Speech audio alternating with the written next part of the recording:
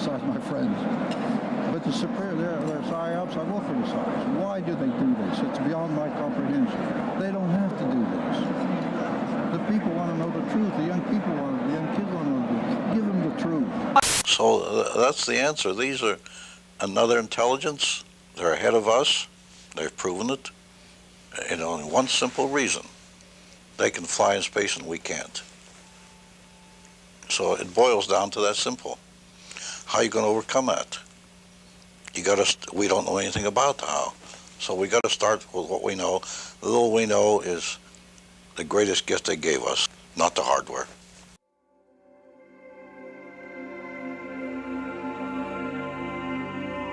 I wasn't at Roswell in 47. 47, I just come back from Italy. I'd been chief of security intelligence in Rome.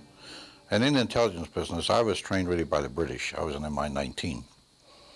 So when I came back, I went to Fort Riley, Kansas.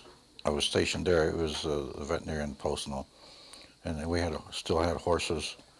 And I was instructor at the intelligence school, and we had an aggressor force So one night, I was a post-duty officer. Post-duty officer means that I was in control. For that night, I was the one that checked all the guards, checked all security areas. In fact, checked the whole post. I was the duty officer that night. And I went to the veterinarian section, and a sergeant I knew very well was sergeant of the guard that night. I told him, Sarge, how's everything around here? And he said, fine, sir. I told him, they told me to be careful to watch this area because you have a sense of something sensitive here. He said, you want to see it, sir? I told him, yeah, let's go look. And I knew this sergeant he was a master sergeant. I went back, and there was 5 crates there, like 5 or 6, I think it was 5. I lifted one up, and here's this body there and floating in fluid. And I looked at it about 10, 15 seconds, not much more than that. So I put it back down and I said, Sarge, come on, get out of here now. I don't want to get you in trouble. Because I'm the duty officer, I can go around, walk around here. But you might get in trouble for coming back. Just come on, let's go, come out with me.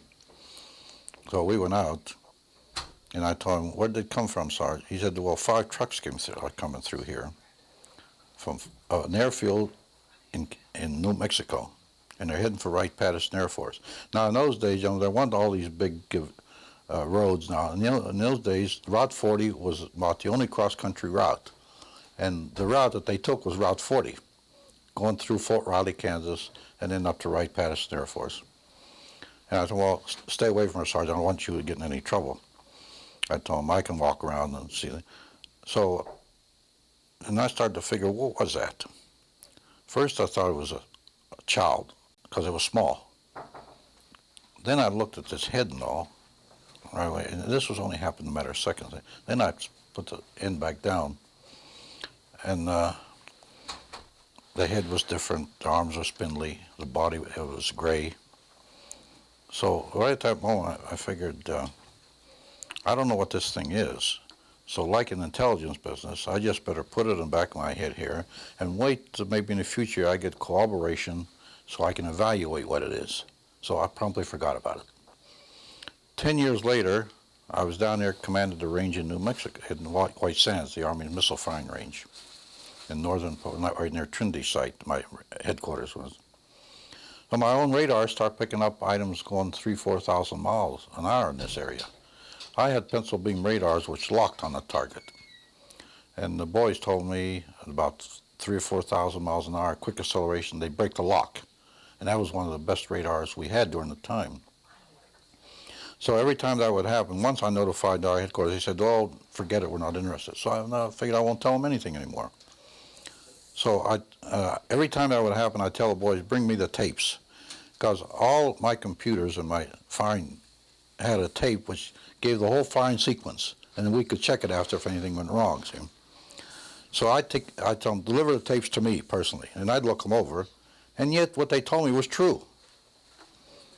Then I left and went to Germany, and I started picking up the same thing in Germany, 3,000 to 4,000 miles over flying Germany. Again, the pencil beam radar would lock on, and all the ones that would lock would break. Just before that, I was 4 years at the White House, and I kept getting reports there. But they were just reports.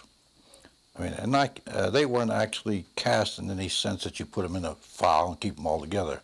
They just were sporadic reports that came through. Of course, I had all the clearances, so I'd get them. Even code reports I used to get and all. And I did get one time a report that NSA was getting signals from space, which were not just space noise or or unscrambled or something you couldn't read. They were really very perfect and looked like something was guiding them. There was a real message, but we were never able to decode it. This was a very coordinated message. It wasn't space noise or jam or jumble mumble or anything like that, or just noise coming. It was a pattern. So the evaluation might come from outer space, some beings, and I got that report when I was at the White House, because I had the NSA clearances and all. And when I came back, General Trudeau pulled me in. He had reorganized research and development from a secondary mission logistics to a very compact, good unit, about 3,000 officers. It wasn't too compact. And then I went. He made first when I reported in, I was a special assistant. Then he created the Foreign Technology Division about a week later and put me in charge of it. There I started getting the autopsy reports. I started getting other crash reports, the artifacts I got. And by that time I established, and I'd visited the site here. But when I came to research and development, which was 14 years later, by the way, I inherited all these artifacts, and I inherited reports, autopsy reports from Walter Reed Hospital. Now, Walter Reed, there was a laboratory there, which was our laboratory, and we financed. That's who did the autopsies for us.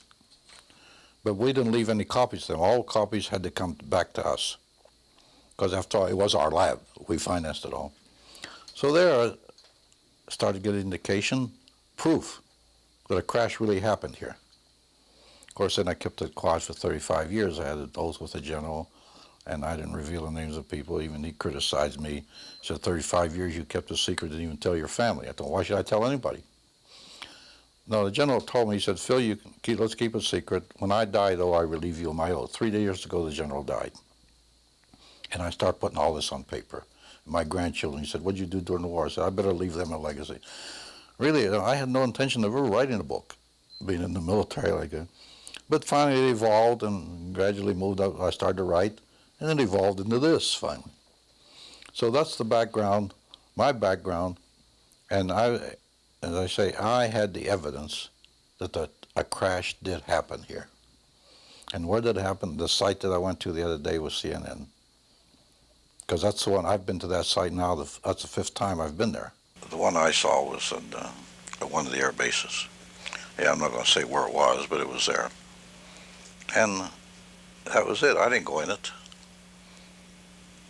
And I say that I had a lot of information on what was inside. There was nothing I could gain by going inside and looking at it. I had the drawings, how it looked inside. I had what was in there. And really, to go in, it'd have been curiosity. And in those days, I didn't have the time for your curiosity. Wilbur Smith is really the man that first put in my mind when nuclear binding coming apart on things. And he was a magnetic, really, he was a genius, and the Canadian government really treated him bad. And then I was supposed to go to his laboratory visiting because the general told me when it was on. The general told him, Smith, he said, you and the colonel have a lot to talk about. I'll let the colonel come up and visit you at your lab on Maybar on Lake Ontario. Well, I put it off. In 1962, I decided to go up. I called up, and they told me Mr. Smith died of cancer, and I never really got to go to his laboratory. But he gave us a piece of metal that he took from a flying saucer. You exchanged, didn't you? We exchanged, and he brought ours back later. I was going to ask you one last thing. If you only had a moment to speak in open congressional hearings to discuss what happened 50 years ago, what would you say? I say it happened, and I'd add on to that. Give us information to the young people of the world in this country. They want to hear it. They want it. Give it to them. Don't hide it and tell lies and make stories. They're not stupid. They're not young men that'll panic. In fact, my own nephew was a research director of DACO Corporation. He tells me, he says, Uncle Phil, why don't they tell us the truth? We're not going to panic and pull our hair out. And one good example of this, which I always tell, to prove this point, that the young people will want it and they're not going to panic, they want to hear this. And that's one of the reasons I wrote this. Even my own grandchildren now will see it. And I always prove it this way. I commanded a battalion of 1,500 men, combat battalion. Average age of my soldiers was 19 and a half years old. I told my exec one day, my God, Maine, we're sending babies into battle. And these kids, they fought the greatest armies in the world. They didn't run, they didn't panic. They stood there and fought. And why do you think they'll panic? They wanted this information. They deserve it. It's their information. It doesn't belong to the Army or the Department of Defense. It's theirs. If it's classified, take the classification off and give it to them. Who's covering it up now? I mean, is there any one organization? Look, I always say this. Now, here's what I say. The government is so big and so vast that if you leave it alone, it'll cover itself up. When I testified in front of missing prisoners of war in front of Congress, the Senate, and later, not too long ago, in front of the House. And they asked me a question like this, and I told them, look, you know, it amazes me when a Scowcroft, a General Scowcroft, and a Kissinger can come up here in front of you, gentlemen, and say there's no information there. I sent it myself from Tokyo over teleconference over a 2-year period. How can I say that? And all the families were sitting there, and they wanted to hear this, see. Later on, we searched for it, we found it. It had fallen through the cracks.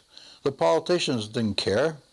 They want their own little bailiwick, their own little ego, and do their own little job and get in the newspapers. If a prisoner's war missing from families, they don't care. And I brought this out when I testified.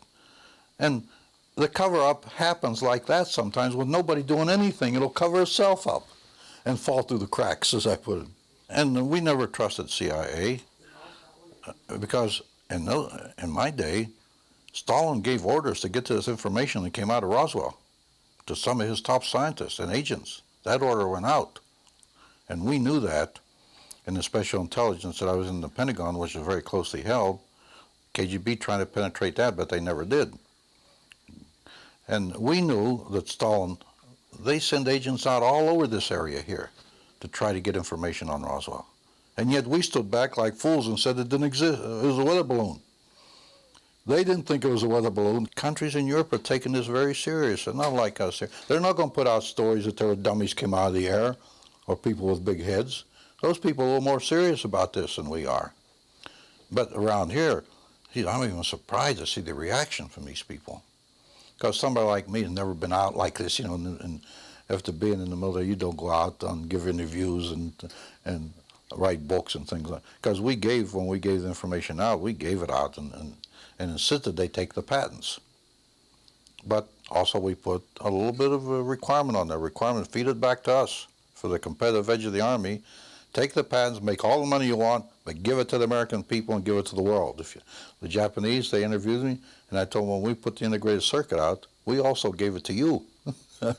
I've testified in front of 6 congressional committees. If they want me to, providing it's serious, and they're not going to put it in the archives and just put it away. And when I went to Robert Kennedy, this is a provision I put on, I would testify if I went 4 years to the White House, that something is done with it, not just Congress sitting up there for publicity purpose. I'll go any time they want to.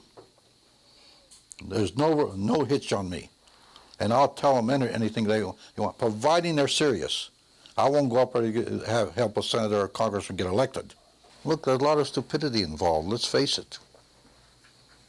Maybe mine was a little stupidity. I kept it quiet so long, but I had an oath with the general that I wasn't going to talk till he died 3 years ago. And also other people involved. And like I told you before, I don't reveal them unless they want to come forward themselves. There's enough electromagnetism in this world, or it can draw. So the extraterrestrial, he's a little different. He's composed in a way of cells also, like humans are. This structure has some metallic surroundings that have to survive in space from debris in space, which keeps striking it constantly.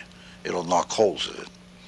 So there's a little different strength there that will last a few more years. It is really almost a biological type of biological structure because the extraterrestrial fits in it. but made with a little more strength that's needed in the extra. Remember, these cloners that made these things made them in a way where they would fit in what they wanted them to fit in. The ship itself is maybe a biological type structure because of the cell and the atom structure. But it's all created with more strength because it has to resist more. This being is protected in a way. Now, when this being comes in this world, he will wear a suit, skin-tight suit, which we found. His skin is atomically aligned, and his suit is atomically aligned. That's to repel radiation and harmful effects, even cosmic action. Since he doesn't breathe air, the ones that come alive in this world will have a type of helmet on him. And since he doesn't speak, he has no vocal cords, he will have something that intensifies that transmission, that he maybe can communicate. Well, the body, the head really wasn't that big, but in portion to the body, a small body, it looked big. And the eyes, there was no nose or anything like that. It had spindly legs. So that was about it, because I didn't have any autopsies. And I just put it off, because I figured, well, maybe someday I'll get corroboration and be able to evaluate. Later, I got my hands on the autopsy report in 1961 when I took charge of the Foreign Technology Division from Walter Reed Hospital, our own laboratory. So there I start putting it all together. What did you read in the autopsy reports?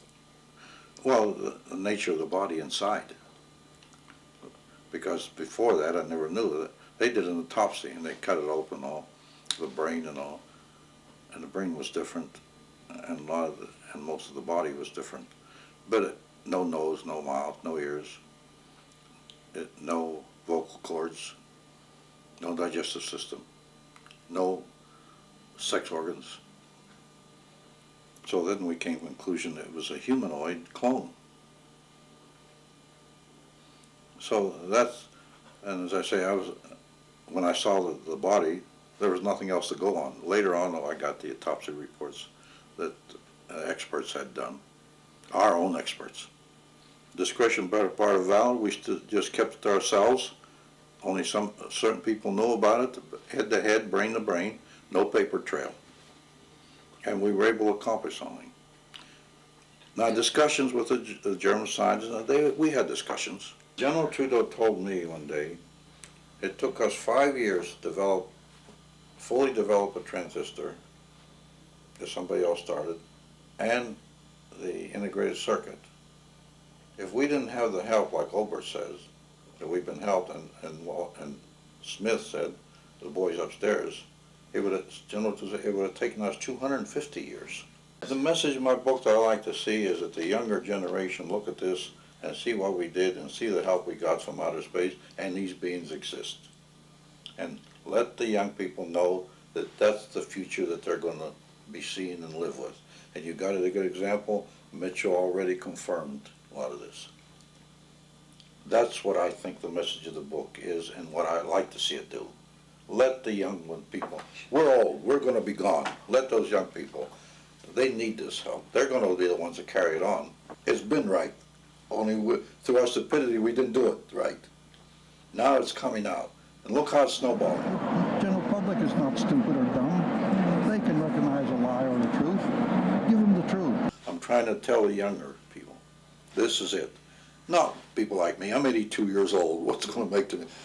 But these three, my little grandchildren, they got to know this. They're going to be living this in the future. Let them know how it started, where the seed came from. Intentional or unintentional doesn't matter. It came. That's all. Whether they gave it to us or not is not important. We got it. We had it. Whether they gave it to us intentionally or it was a mistake or something, that doesn't matter. We didn't really operate as a family unit, being open about our feelings. Everything was kept a secret, and so that was carried on, even my mother, and so it affected us as human beings, and when I graduated school, it was very difficult to interact with people because I felt that there was